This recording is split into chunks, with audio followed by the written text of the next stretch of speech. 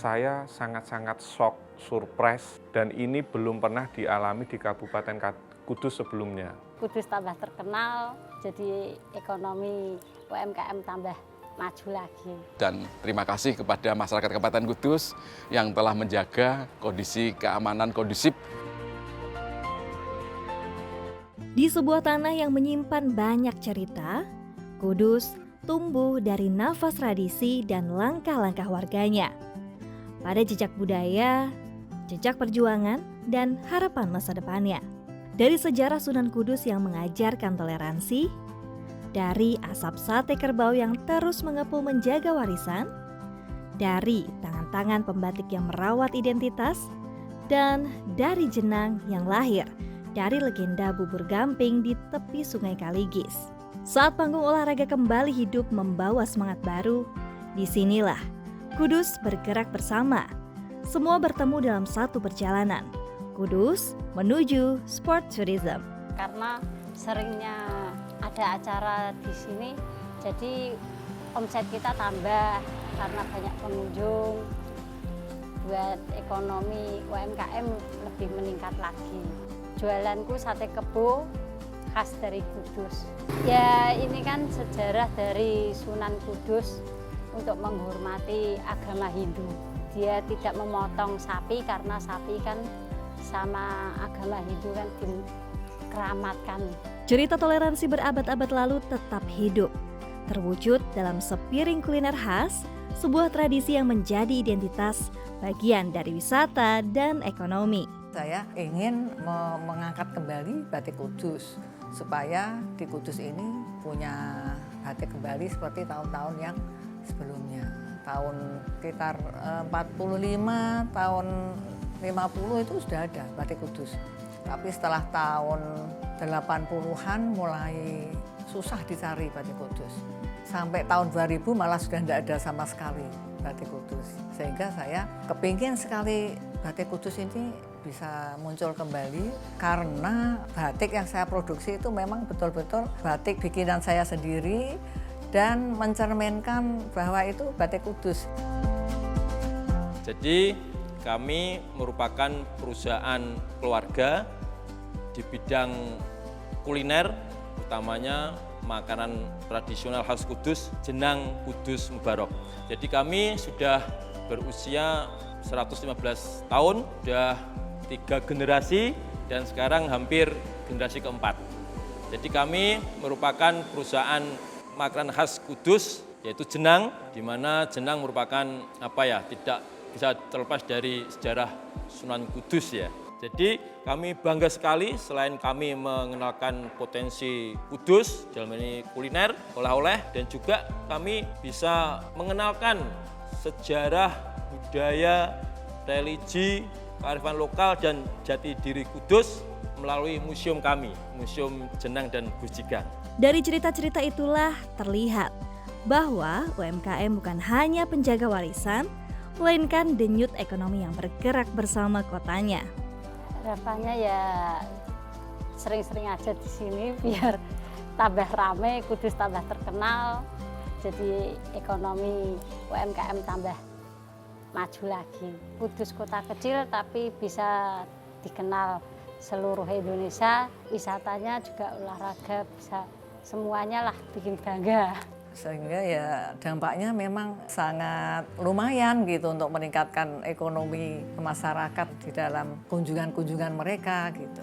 Tentunya kami sangat bangga sekali di Kudus diadakan event nasional di mana melibatkan ataupun menghadirkan atlet-atlet se-Indonesia dan juga para pelatih, ofisial, penonton, keluarga.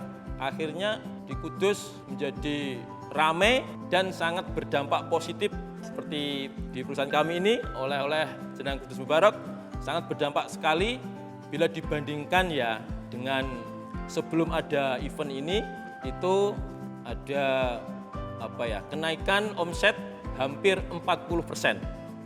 Ketika Kudus menjadi tuan rumah berbagai ajang olahraga, dampaknya terasa hingga ke UMKM dan industri lokal. Dan di balik ramainya kota, ada upaya untuk meningkatkan pelayanan yang lebih baik agar Kudus makin siap menjadi tujuan. Peran PHRI ini dalam waktu dekat kita akan mengadakan evaluasi ya dari program rencana kerja yang sudah kita bikin dalam 1 tahun atau enggak dalam program rencana kerja tahun depan. Khususnya kita akan bersinergi dengan pemerintahan kabupaten, dengan dinas terkait, dengan asosiasi-asosiasi, mungkin pelaku UMKM, dan juga kawan-kawan desa wisata. Ya, kita akan bersinergi. Kenapa? Kita harus memberikan sebuah training atau sebuah kelas yang dimana khususnya adalah pelayanan prima atau service excellent, dimana itu dalam melayani tamu-tamu, khususnya tamu dari luar kota agar lebih nyaman lagi, gitu kan? Itu untuk pelayanan. Yang kedua mungkin pelayanan housekeeping. Ini untuk guest house atau kawan-kawan desa wisata. Kenapa? Pada saat kita masuk ke dunia housekeeping, kamar-kamar yang nantinya tahun depan apabila PON Bela Diri diadakan lagi, kamar yang memang dijual atau yang disiapkan untuk kawan-kawan, saudara-saudara dari ofisial, dari atlet, benar-benar sangat nyaman. Itu untuk dari housekeeping. Jadi kalau kita ngomong Bakti Jarum Foundation ya, khususnya sport tourism, saya bukan orang Kudus, tapi datang ke Kudus tahun 2019. Yang mengikuti berarti sekarang sudah kurang lebih 6 tahun. Dulu seingat saya baru bulu tangkis saja. Terus Jarum Foundation bikin stadion baru sepak bola dan ternyata dikhususkan untuk sepak bola wanita. Dan itu efek impact-nya ke hotel juga ada. Pada saat ada turnamen, otomatis okupansi naik semua. Habis stadion, jadi sepak bola masuk ke panahan.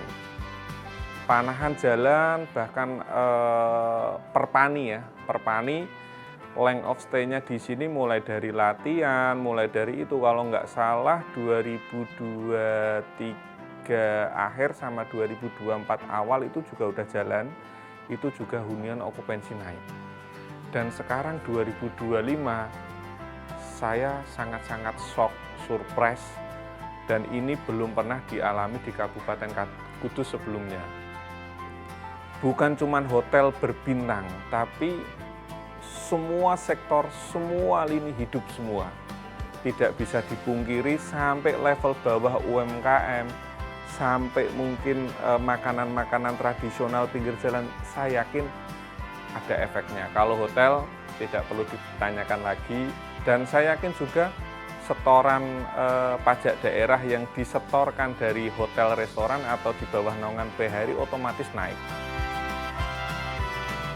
Terkait dengan olahraga dan pariwisata, jadi kan kebetulan di Kudus ini adalah salah satu kabupaten yang paling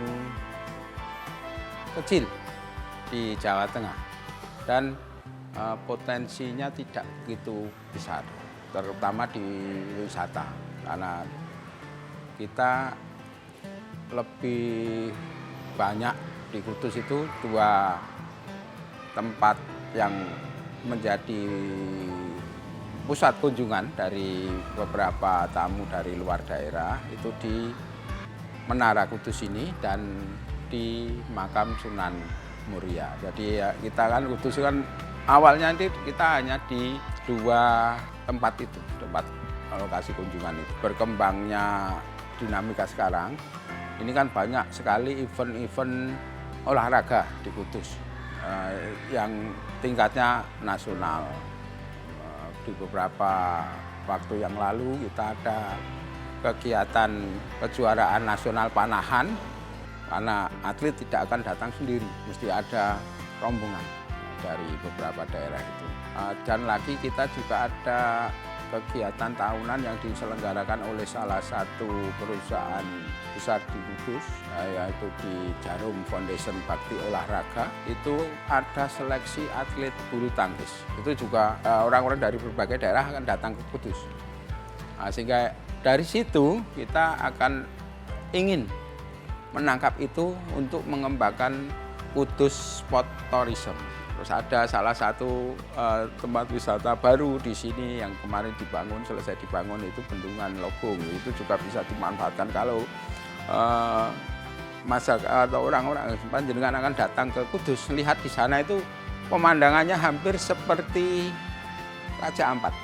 Betul di Bendungan Lobong itu. Karena di situ pemandangannya sungguh indah.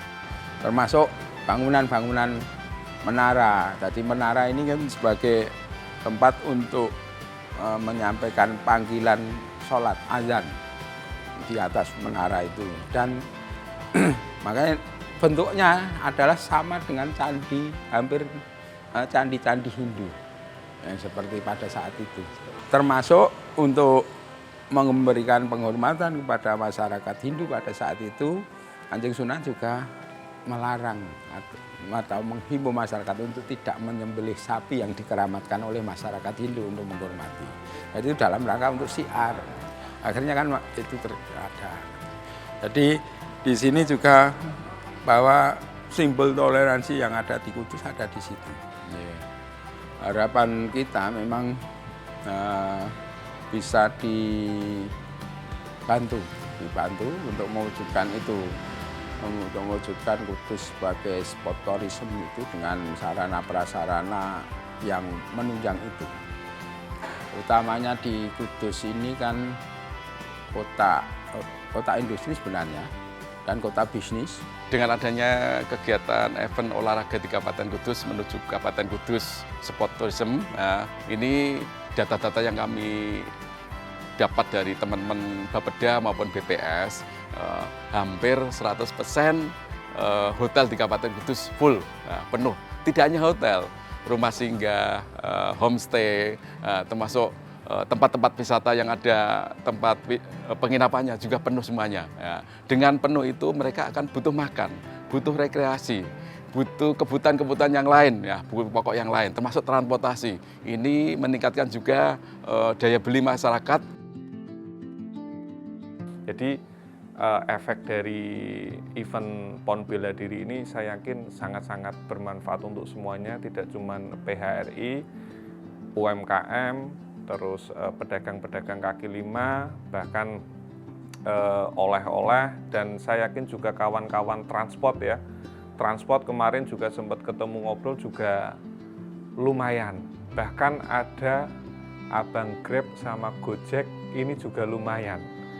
Yang terbaru Maxim ya, itu juga akomodasi transportasi juga kenceng juga. Jadi saya pribadi berharap atau atas nama PHRI diadakan terus setiap tahun. Kita siap mengevaluasi khususnya hotel restoran, dan kita juga siap bersinergi dengan Pemkab, dengan Jarum Foundation dan kawan-kawan yang lain. Seperti tahun kemarin di penyelenggaraan PON Bela Diri ini, itu semua terlibat, masyarakat itu semua terlibat. Sehingga perputaran ekonomi yang ada di Kudus pada event PON Bela Diri kemarin itu hampir mencapai 100 miliar. Terus UMKM yang mendukung secara langsung di itu transaksinya bisa sampai 1 miliar. Semoga dengan kegiatan ini, dengan adanya dukungan dari Jarum Foundation, kami memberikan apresiasi dari pemerintah Kabupaten Kudus dan terima kasih kepada masyarakat Kabupaten Kudus yang telah menjaga kondisi keamanan kondusif sehingga tamu-tamu yang ada di Kabupaten Kudus merasa nyaman dan aman. Sehingga inilah kenapa kita ingin Kudus sebagai kota untuk menuju kita Kudus Sport Tourism itu. Karena dengan adanya dukungan dari pelaku usaha, dukungan dari pemerintah pusat untuk membantu pemerintah daerah dalam pembenahan sarana prasarana itu akan mendukung terwujudnya Kudus Sport Tourism. Di balik keramaian event, kita melihat lebih dari sekadar pertandingan. Olahraga menyatukan, membuka pintu-pintu rezeki, membawa tamu untuk mengenal Kudus lebih dekat. Ada UMKM yang semakin hidup, warisan yang dijaga, dan harapan yang tumbuh dari masyarakat di segala lapisan. Kudus, kota kecil dengan semangat besar, memilih bergerak dengan cerita yang lebih panjang.